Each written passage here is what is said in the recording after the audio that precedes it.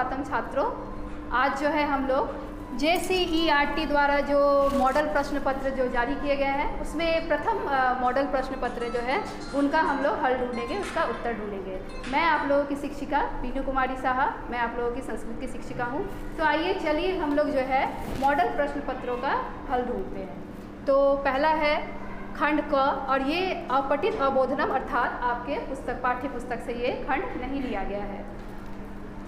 कहा जा रहा है इसमें कि जो गद्यांश है उनको पढ़ना है और उनको पढ़ के प्रश्नों का उत्तर देना है। तो यहाँ लिखा हुआ है, तो इसका हम लोग जो है समय जो ना गवाते हुए इसकी हिंदी ही अनुवाद को हम लोग देखेंगे।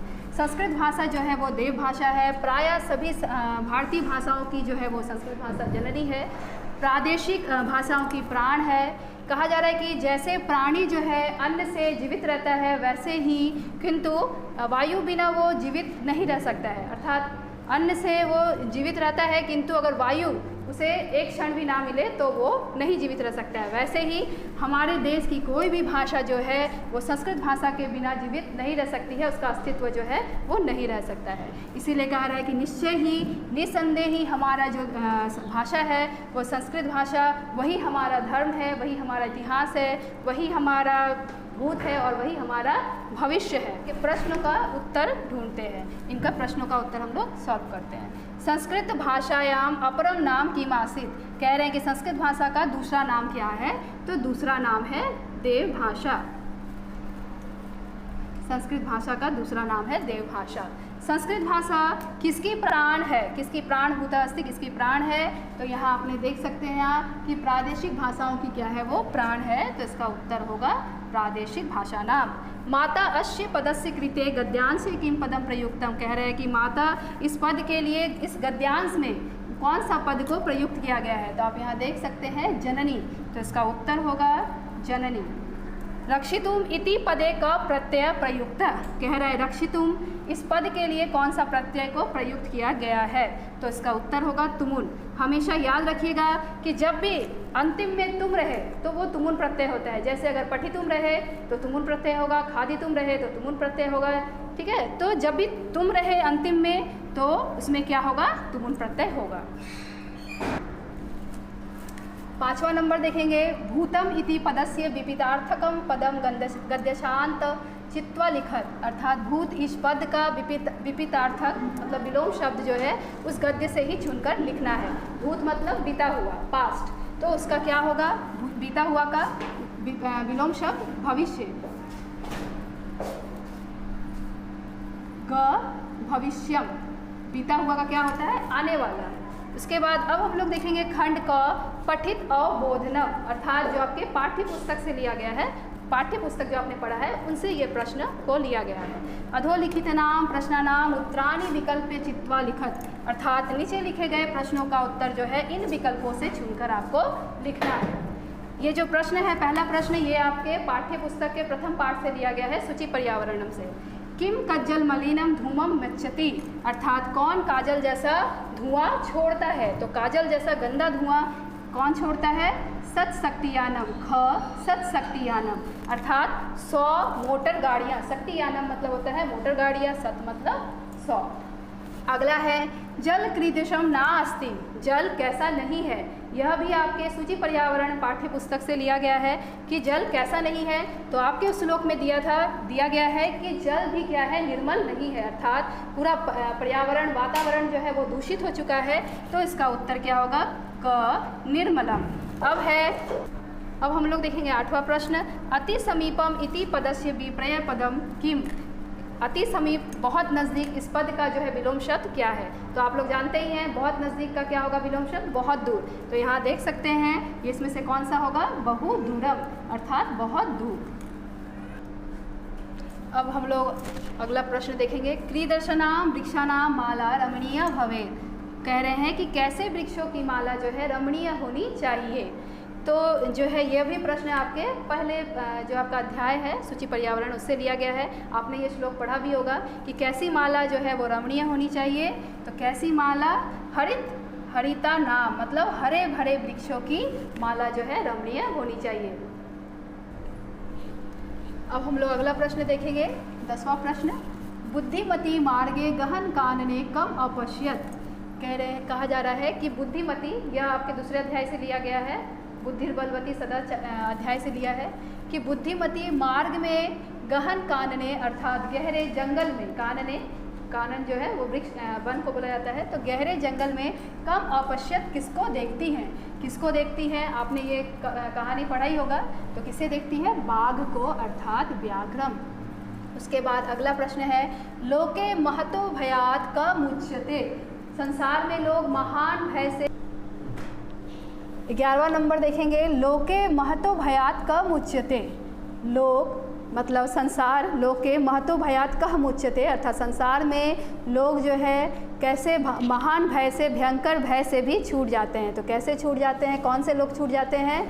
तो बुद्धिमान लोग जो है वो भयंकर जो है भय से भी वो छूट जाते हैं अपनी बुद्धिमानी से। यह भी आपके बुद्धि बलवती सदा अध्याय से लिया गया है यह प्रश्न भी। राजपुत्र से किम नाम आसीत। राजपुत्र का क्या नाम था? आपने पढ़ाई होगा, क्या नाम था? राज सिंह। बुद्धिमती कया पुत्रो प्रहृतवती। बुद्धिमती जो थी वो किससे अपने बच्चों को मारती है? किससे मारती है? तो थप्पड़ से अर्थात चपेटया। मनुष्य जीवने कह सहसा अक्रम्य समाधि रोहति। कहा जा रहा है कि मनुष्य के जीवन में कौन अचानक से उसे जो है अपने ऊपर सवार कर लेता है? कौन कर लेता है? जरा मतलब बुढ़ापा। बुढ़ापा जो है मनुष्य को अपने वश में कर लेता है। वैंतस्य समीपे के ना आगछन्ति। कहा जा रहा है वैंतय, ये जो है गरुड़ को कहा जाता है, तो गरुड़ के समीप कौन नहीं आते हैं? तो गरुड़ के समीप कौन नहीं आते हैं? तो उर्गा, ये जो है सांप नहीं आते हैं। सुचारू रूपेण भोजनम पचितुम का कर्तव्य। कहा जा रहा है कि अच्छी तरीके से आपका भोजन कैसे पचना चाहिए, कैसे पच सकता है?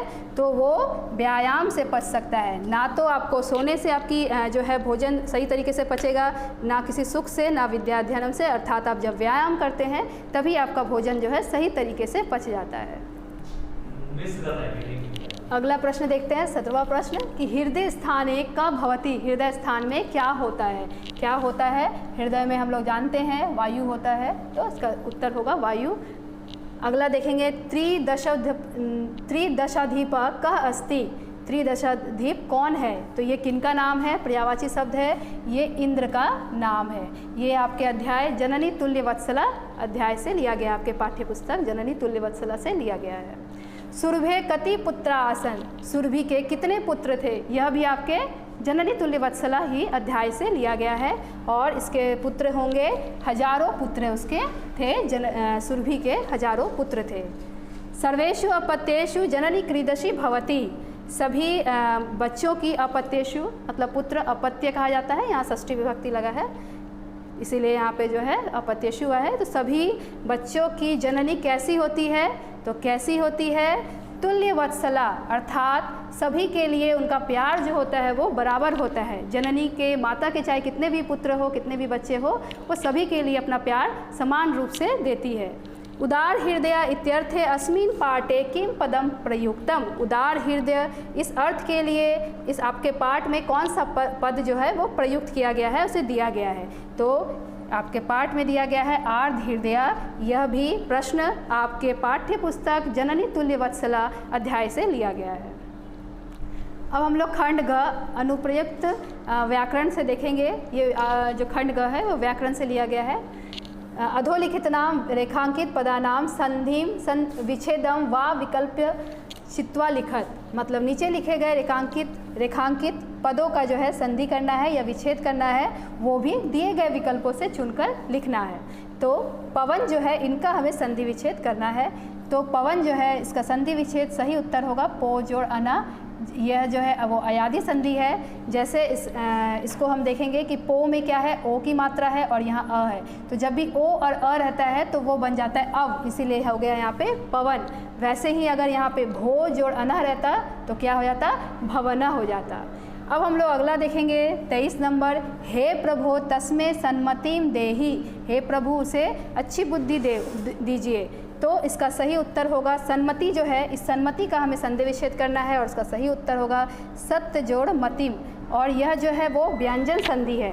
व्यंजन संधि का एक नियम है, उस नियम के अनुसार बना है कि यदि किसी वर्ग के प्रथम वर्ण के बाद किसी वर्ग का पंचम वर्ण आए तो इसी वर्ग का जो है वो पंचम वर्ण हो जाता है। जैसे त वर्ग का प्रथम वर्ण है और म प वर्ग का पंचम वर्ण है, इसीलिए त का ही पंचम वर्ण क्या हो गया है, न हो गया है। त थ द ध न, इसीलिए क्या हुआ, सन्मति। जैसे इसका और एक उदाहरण दे रहे हैं, वाक जोड़ मया, तो इसका बन जाता है वांगमया। क के बाद क क्या है, क वर्ग का प्रथम वर्ण है और म क्या है, प वर्ग का पंचम वर्ण है, इसीलिए क का ही पंचम वर्ण क्या होता है, अंग, इसीलिए बन जाता है वांगमया। ठीक है। अब हम लोग देखेंगे 24 नंबर, सर्वे जना जगन्नाथम प्रणमति। सभी लोग जो है जगन्नाथ को, जगत के जो नाथ हैं उन्हें प्रणाम करते हैं और इस जगन्नाथ का हमें संधि करना है। और यह भी इसी नियम के अनुसार हुआ है, प्रथम वर्ण के बाद पंचम वर्ण है, तो इसीलिए इसका हो जाएगा जगन्नाथम।